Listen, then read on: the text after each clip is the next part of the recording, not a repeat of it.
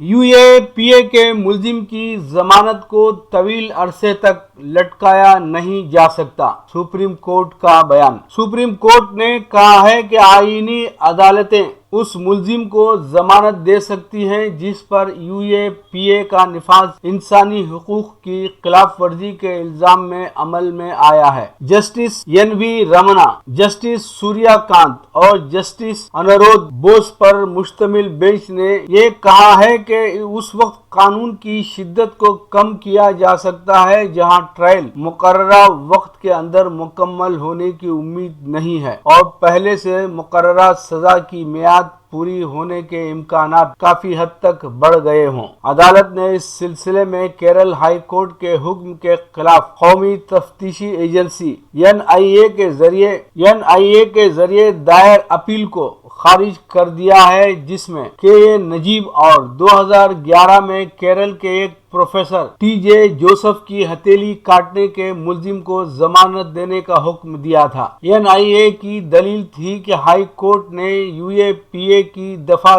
34D5 کی سختی کو دیکھتے ہوئے ضمانت دینے میں بھول کی ہے۔ عدالت نے اپنے ریمارک میں کہا ہے کہ اس معاملے میں ہائی کورٹ نے سزا کی طویل میعاد اور مستقبل قریب میں ٹرائل کو ختم نہ ہونے کے آثار کو دیکھتے ہوئے یو اے پی اے کی دفعہ 34D5 کی سختی کو دیکھتے ہوئے ضمانت دینے کے لیے اپنے اختیارات کا استعمال کیا ہے۔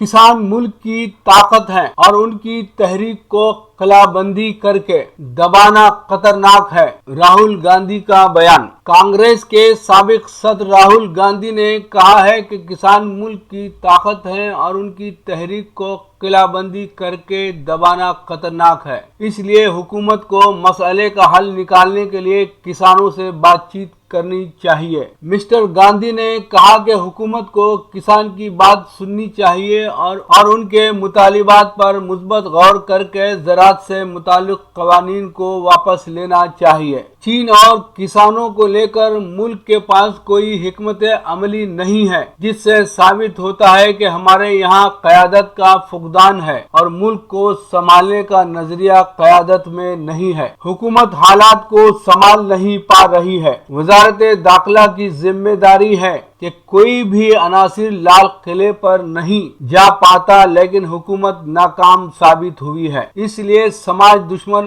عناصر نے لال قلعے پر جا کر فساد کیا ہے۔ اس معاملے میں حکومت کو جانچ کرنی چاہیے۔ کانگریس رہنما نے کہا کہ بجٹ میں حکومت نے ملک کے عوام کی اندیکھی کی ہے۔ ملک کے 99% لوگوں کو حمایت دینے کے بجائے صرف 1% لوگوں کو مدد کے لیے بجٹ 2021-22 کو تیار کیا گیا ہے۔ حکومت نے کسانوں، چھوٹے صنعت کاروں، فوج اور دیگر عام شعبوں کے لوگوں کا پیسہ صرف 4-5 طبقوں کو فائدہ دینے اور ان کو پیسہ دینے کے لیے بجٹ میں انتظام کیا ہے۔ سب سے بڑا بحران یہ ہے کہ چین ہماری سرحد میں گھسا ہے، لیکن بجٹ میں چین کو پیغام دیا جاتا ہے کہ آپ اندر آ سکتے ہیں اور جو بھی کرنا ہے کریں، لیکن ہم اپنی فوج کو حمایت نہیں دیں گے۔ بجٹ میں دفاعی شعبے کے لیے محض 3-4 ہزار کروڑ روپے بڑھائے گئے ہیں، اس سے ملک کو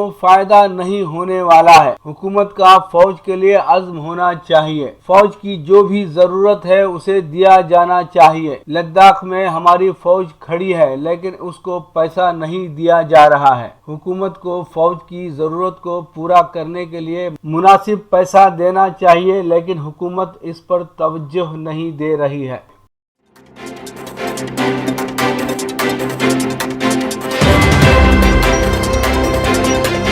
لیبیا میں وزارت عظمیٰ کی پہلی خاتون امیدوار کا خواتین کو انصاف دلانے کا وعدہ۔ لیبیا جیسے قدامت پسند قبائل پر مشتمل ملک میں اب تک اقتدار اور حکومت مردوں کے گھر کی لونڈی سمجھی جاتی رہی ہے، مگر یہ پہلا موقع ہے کہ ایک خاتون بھی اس میدان میں اپنی قسمت آزمائی کرنے جا رہی ہیں۔ ایمان القصر لیبیا میں وزارت عظمیٰ کی امیدوار ہیں۔ ان کا کہنا ہے کہ وہ اقتدار میں آ کر خواتین کے ساتھ ہونے والی ناانصافیوں کا ازالہ کریں گی۔ لیبیا میں وزارت عظمیٰ کی دوڑ میں ایمان القصر تجربہ کار سیاسی لیڈروں کے ساتھ مقابلہ ہے۔ سیاسی اعتبار سے ایمان القصر اعتدال پسند نظریات کی حامل ہیں۔ وہ کسی جماعت کی طرف سے امیدوار نہیں بلکہ آزاد امیدوار کے طور پر الیکشن میں حصہ لے رہی ہیں۔ ایمان القصر نے کہا کہ اس تعلیمی، تدریسی اور سیاسی سرگرمیوں میں حصہ لینے کا تجربہ ہے۔ وہ خود کو ملک و قوم کی خدمت کے لیے ایک بہترین اور موزوں امیدوار سمجھتی ہیں۔ ان کی کوشش وزارت عظمیٰ کا حصول ہے تاکہ وہ ملک کی بہتر خدمت کے ساتھ ساتھ عوام بالخصوص خواتین کو انصاف فراہم کر سکیں۔ ان کا کہنا ہے کہ اس بار پارلیمانی انتخابات کے لیے نوجوانوں کی بڑی تعداد شرکت کر رہی ہے۔ وہ ان میں عمر میں نسبتاً سب سے چھوٹی ہیں۔ ایمان القصر نے اردن کی ایک یونیورسٹی سے سیاسیات میں گریجویشن کی ہے۔ اس کے بعد اردنی پارلیمنٹ میں انہوں نے سیاست کی تربیت حاصل کی ہے۔ انہوں نے تنازعات کے حل اور سفارت کاری کا ایک ڈپلومہ بھی حاصل کیا ہے۔ انہوں نے کہا کہ میرے پاس وزارت عظمیٰ کا عہدہ حاصل کرنے کے لیے تمام کوائف مکمل ہیں۔ بڑے بڑے سیاسی پنڈتوں کا مقابلہ کرنے کے عزم اور ممکنہ شکست کے بارے میں بات کرتے ہوئے ایمان القصر نے کہا کہ انہیں کامیابی یا ناکامی سے کوئی غرض نہیں۔ میں صرف یہ چاہتی ہوں کہ خواتین کے سیاست میں آنے کے حوالے سے جو خوف کی دیوار کھڑی ہے اسے گرایا جائے اور خواتین کو بھی امور مملکت میں اپنا کردار ادا کرنے کی حوصلہ افزائی کی جائے۔ ان کا کہنا ہے کہ انہیں غیر معمولی پذیرائی حاصل ہوئی ہے اور خواتین کے حلقے کی طرف سے ان کی بھرپور حمایت کی جا رہی ہے۔ ایمان القصر نے توقع ظاہر کی کہ انہیں ووٹ دینے والوں میں سب سے زیادہ خواتین شامل ہوں گی کیونکہ خواتین ان پر بہت زیادہ اعتبار کرتی ہیں۔